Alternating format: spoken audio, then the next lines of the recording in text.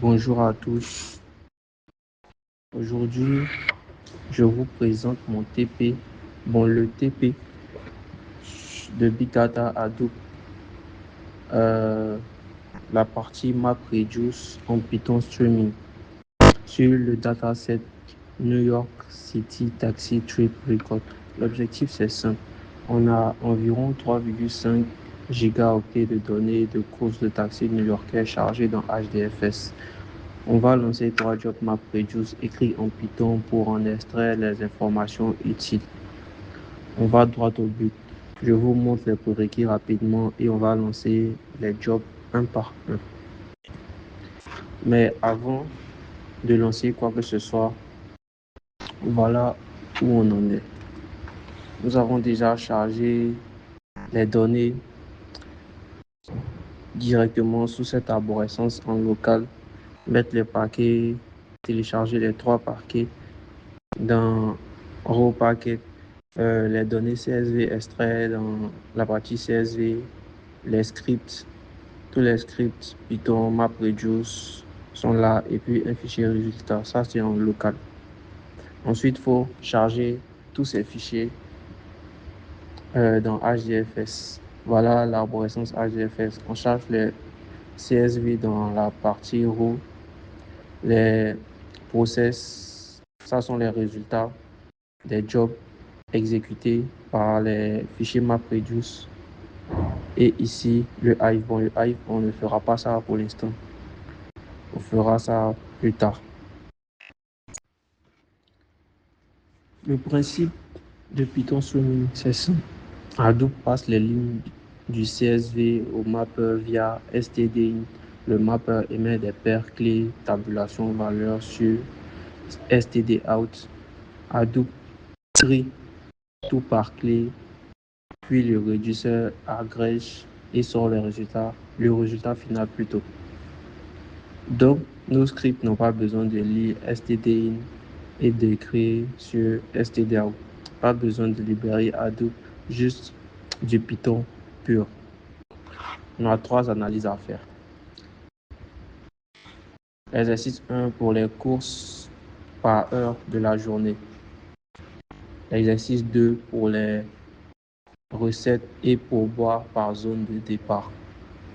Et enfin l'exercice 3 pour analyser la vitesse moyenne par créneau horaire.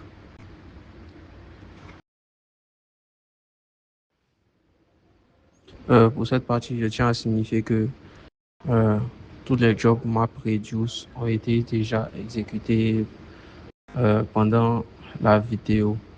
Donc, je vais juste présenter les résultats vu que exécuter un job MapReduce peut prendre beaucoup de temps pour éviter que ma vidéo soit très longue. Donc maintenant, pour ce fait, nous avons utilisé Ubuntu pour Hadoop et pour lancer tous les jobs Hadoop. D'abord, il faut start les name nodes et les data nodes avec la commande start qui est là.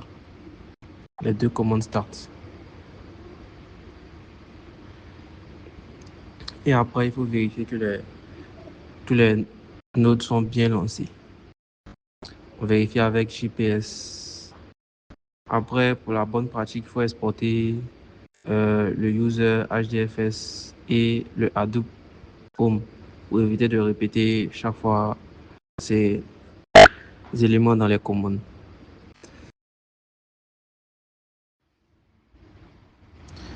Nous passons maintenant à l'exercice 1 qui consistait à déterminer le nombre de courses par heure dans la journée.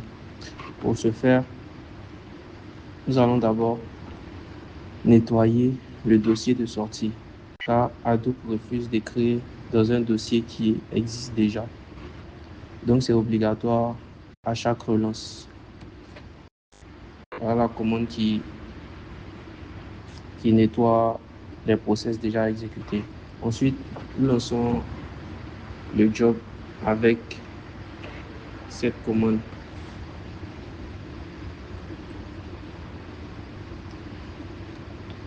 Qui contient un job avec un seul réducteur suffisant pour 24 heures. On pousse le script avec file dans pour qu'il, plutôt, pour qu'il soit distribué sur les nœuds du cluster. Ensuite, normalement là, après on devrait laisser le job s'exécuter jusqu'à faire les étapes de map à 100% et les étapes du reducer à 100% comme c'est écrit là. Et ensuite, passer à l'affichage des résultats avec la commande HDFS4. Et voilà, on a les pics de toutes les heures qui sont affichés juste là. Ensuite, on passe à l'exercice 2. Là, on monte à 4 reducers. Parce qu'on traite les 3 mois complets et on calcule les moyennes sur plus de 250 zones. Ça parallélise mieux. Le mapper extrait zone de départ, tarif, pourboire et total pour chaque course. Le réducteur calcule les moyennes et les taux de pourboire par zone.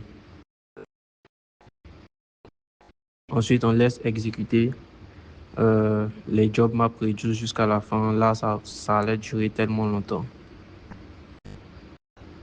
Et maintenant, on passe au résultat. Avec cette commande, on fusionne les 4 fichiers de sortie et on trie par nombre de courses décroissant. Les zones aéroport, JFK zone 132, elle est là, Guardia zone 138, ressortent avec un taux de pourboire le plus élevé, souvent au-dessus de 20%, parce que les paiements par carte ils sont obligatoires.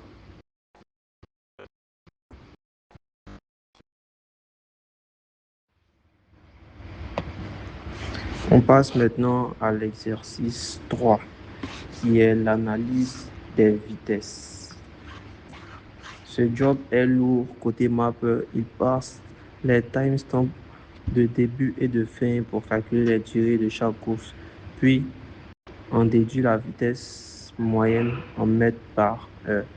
Les courses avec les valeurs incohérentes, vitesse indisponible, trajet trop court ou trop long, sont filtrés directement dans le mapper.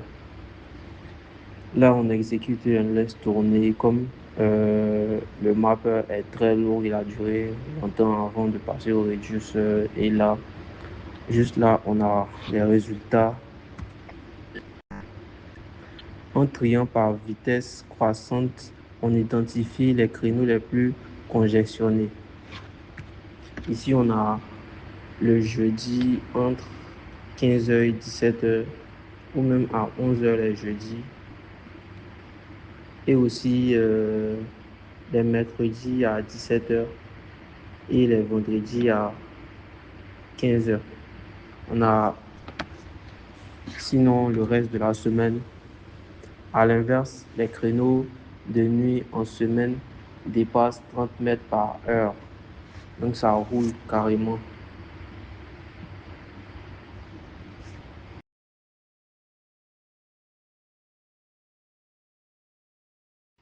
Et voilà, terminé la partie sur Python Streaming.